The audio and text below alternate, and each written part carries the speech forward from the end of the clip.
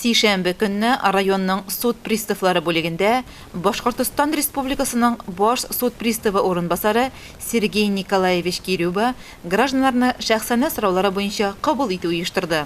Район халкы кызыксындырган сорауларын биреп, җаваплар алды.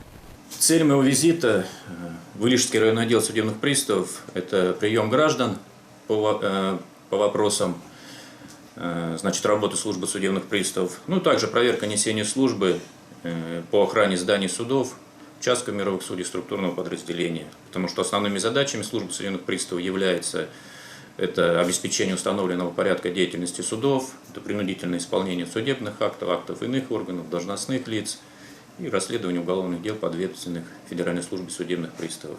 В целом, если говорить по приему граждан, пока этот час принято 2 гражданина.